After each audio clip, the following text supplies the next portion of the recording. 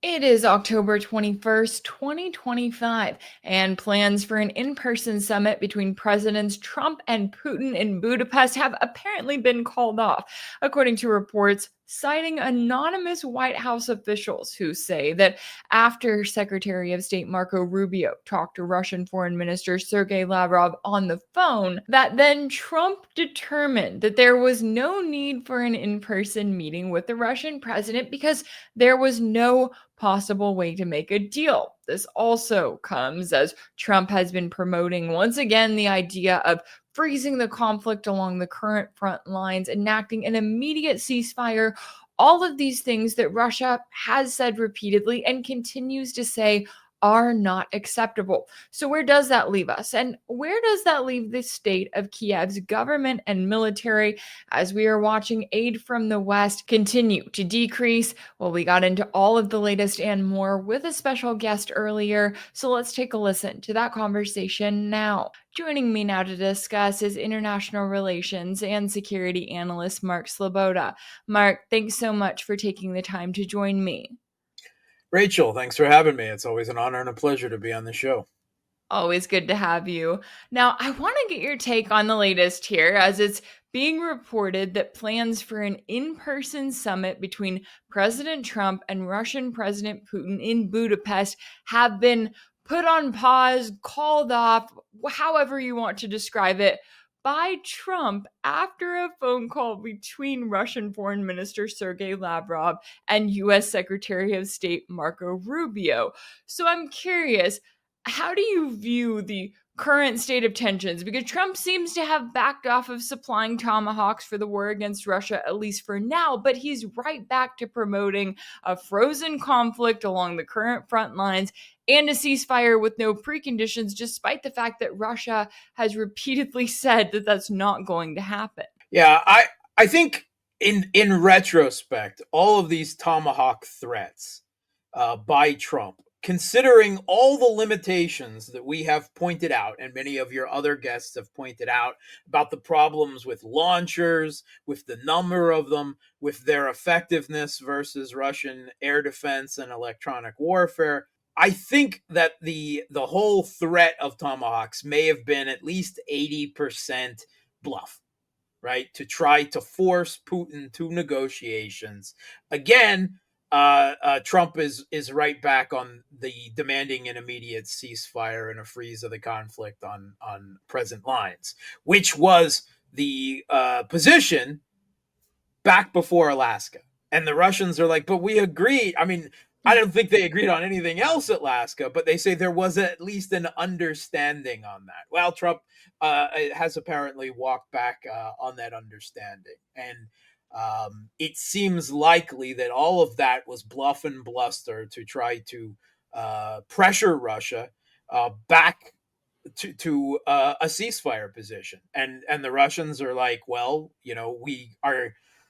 we think it's good that you're not going to send the tomahawks because we're not ready for World War III yet either.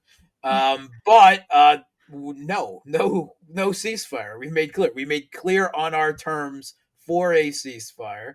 Right, the Kiev regime has to at least, well, actually, they have not been clear. This has been somewhat behind closed doors, but at the least, they demanded that the Kiev regime pull out of, in its entirety, out of Donbass, right, including what they have left in the crumbling positions of Pokrovsk and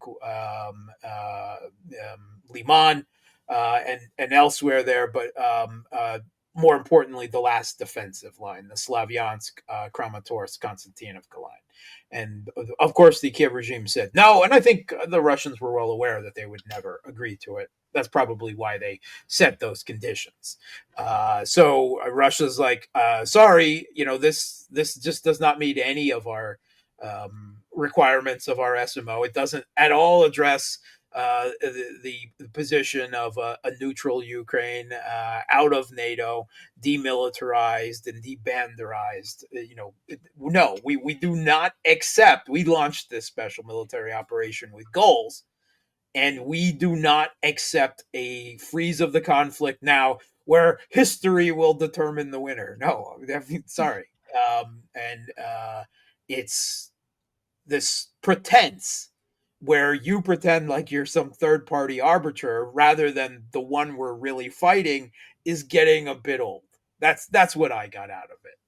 And Russia was evidently willing to send Putin to Hungary, which I think is a risk and a danger not worth anything that could possibly come out of a summit, and no one even knows what they would talk about, right? I mean, just get together for golf or something or a beer, because their positions are still so far apart. And Lavrov has very quietly said, I mean, they don't.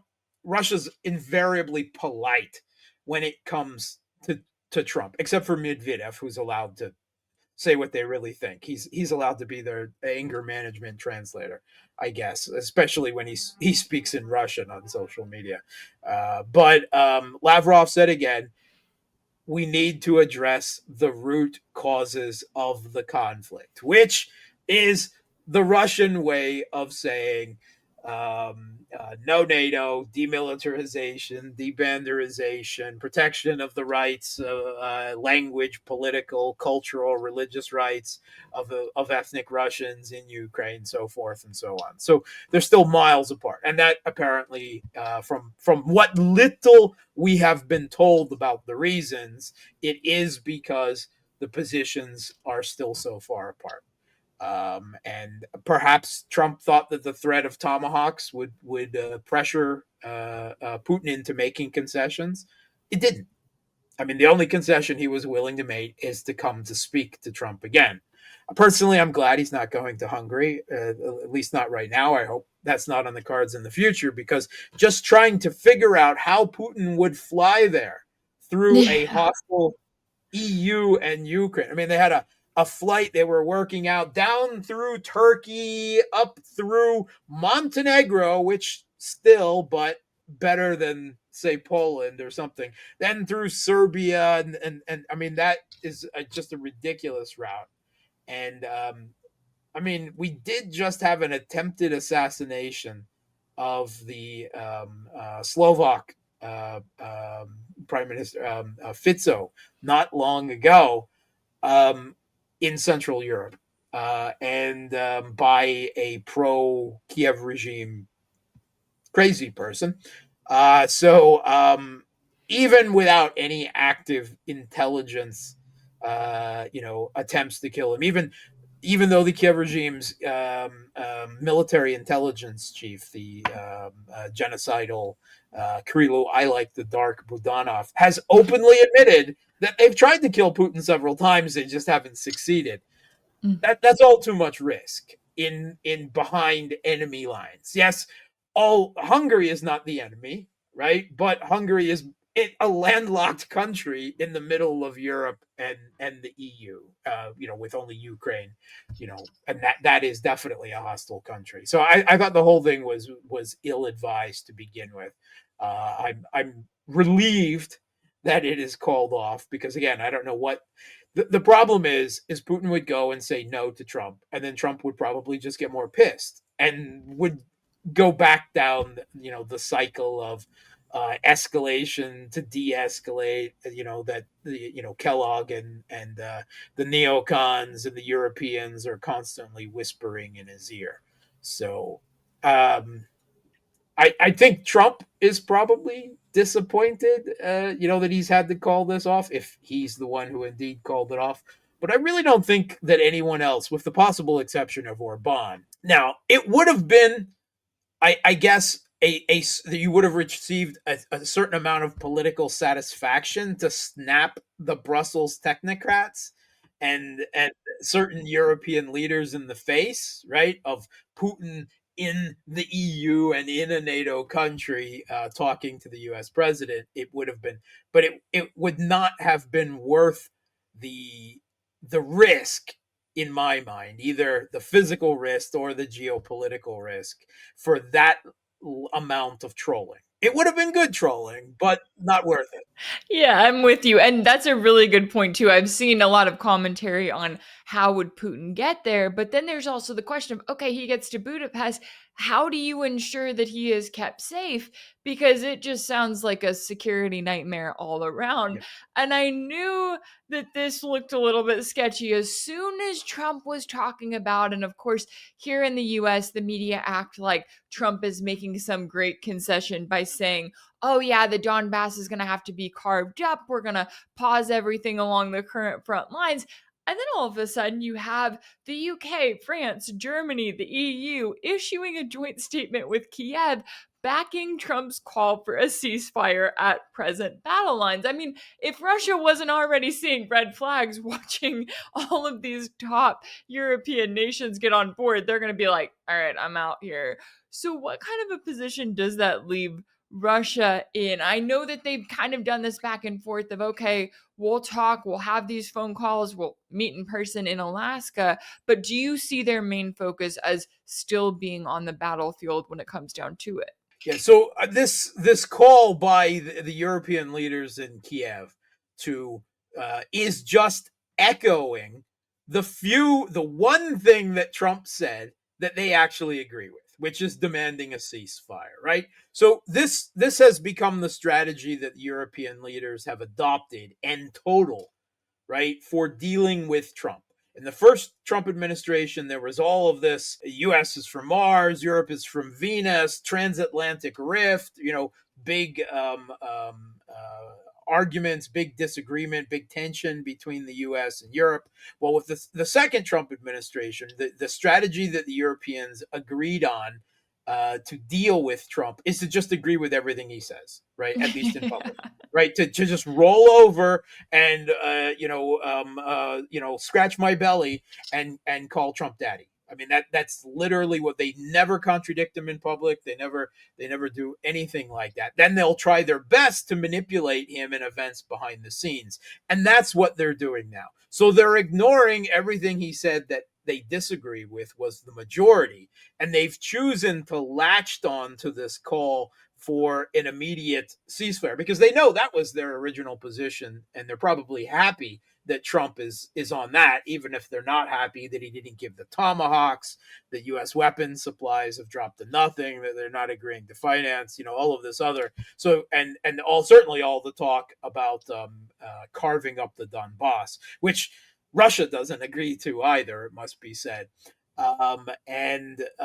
This is their way of co-opting Trump's new position and trying to, with their support of it, move the ceasefire Trump demand for a ceasefire to the center stage of all of this. This is manipulating Trump by agreeing with what they agree with and agreeing not to talk about what he said that they don't agree with. And it's a difficult position for Russia because obviously they don't agree to the ceasefire, and they're probably extreme, at least those within the Kremlin, and I mean Putin and others that agree with him on the continued attempt at diplomatic engagement of Trump, right, over the settlement to try to get the U.S. to either agree to Russian terms or to at least walk away. Now, there are lots of people in the Kremlin, lots of, shall we say, more hardline voices, if you want to call it that way. I would also call it realistic voices that are saying that absolutely nothing is going to come from engagement with the Trump administration, that they can never agree, and that the entire focus should be on the battlefield. Now, there's no indication that any time that Putin has engaged in this game of manipulation and blowing smoke up Trump's posterior, that he has ever stepped back from the pursuit of Russia's goals on the battlefield. That is separate tracks. The diplomatic track has at no point that I can see ever compromised or forced the military to make concessions. The Russian military is in charge of the SMO, and these diplomatic games that Putin and some people within the Kremlin are playing with Trump seems removed. So there is that, at least. I also do not see the point of any diplomatic engagement with the United States, but as long as it's not hurting the military strategy on the ground, I'm willing to, for the sake of, even if it's an infinitesimal chance of some type of diplomatic settlement or less lives being lost, or even the continuation of U.S. reduced aid, or the U.S. becoming increasingly disengaged from it, I guess that's worth it. That's a little bit of humiliating. It's a little frustrating sometimes because only Medvedev is allowed to say what the Russian government really thinks of Trump. But hey, I'll take that. But yeah, it's a bad position, but diplomatically for Russia. But everything is going Russia's way on the battlefield in a big way. The Kiev regime's defenses, after weeks of forced counterattacks from already exhausted forces, seemingly for the political goals to try to present it that they weren't about to collapse in the pursuit of getting these tomahawks. And we're told that actually the Kiev regime was also supposed to get commitments on other U.S. military systems. We're not told which, but they got nothing.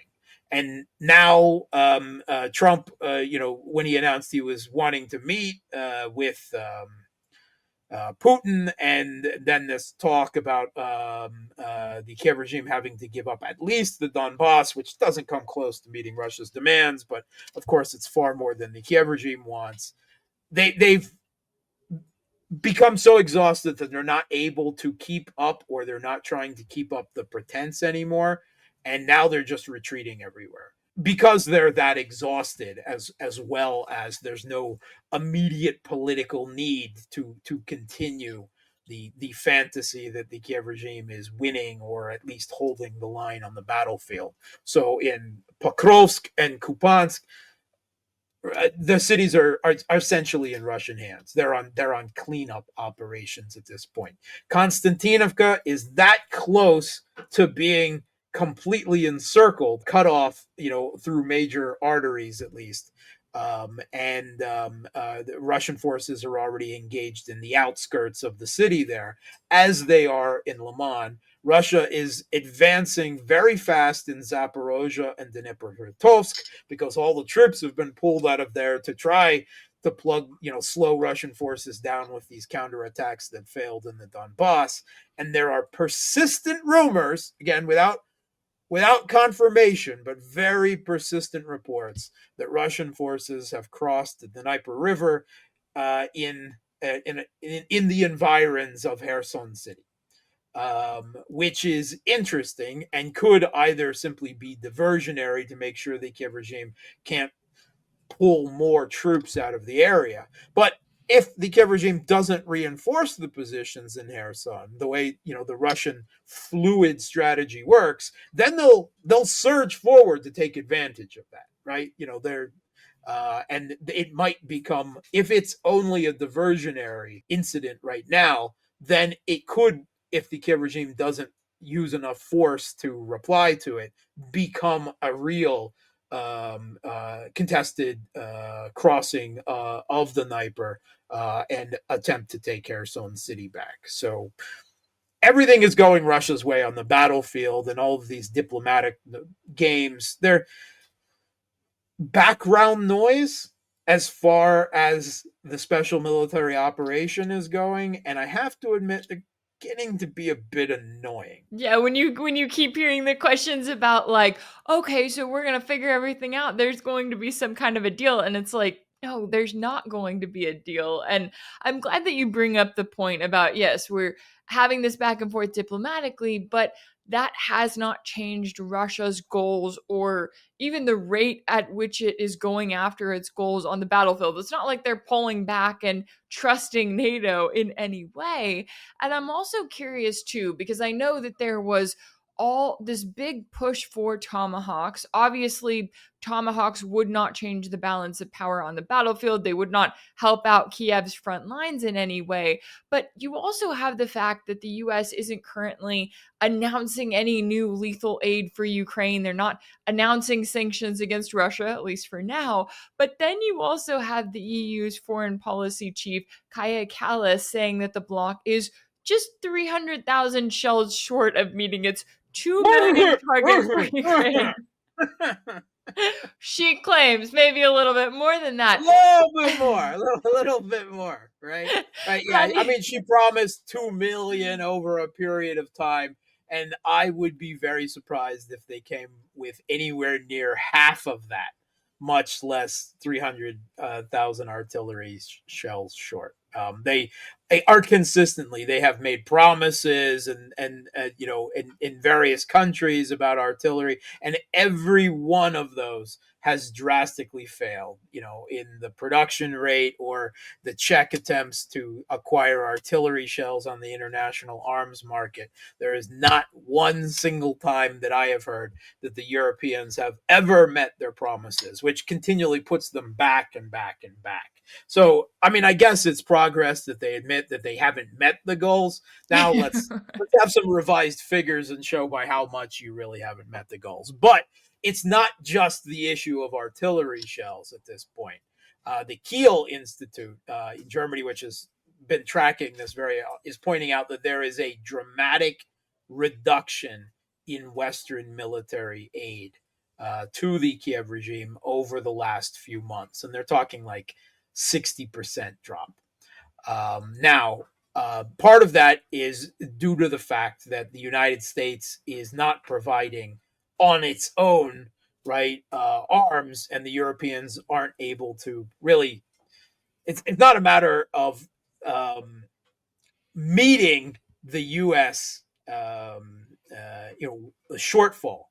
They can't even meet what they were providing to the Kiev regime because the stockpiles are all empty. Right now, it's down to just what they're producing, and their production goals have always well fallen short of what they hoped they would be able to do.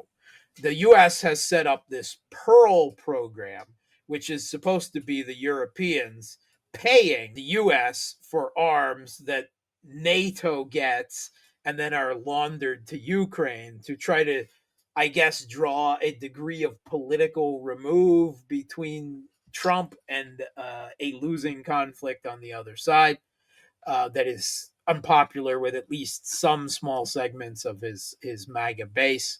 Although I think that's a bit exaggerated by a lot of people in the alt media, how significant that foreign policy focused segment of Trump's support actually is.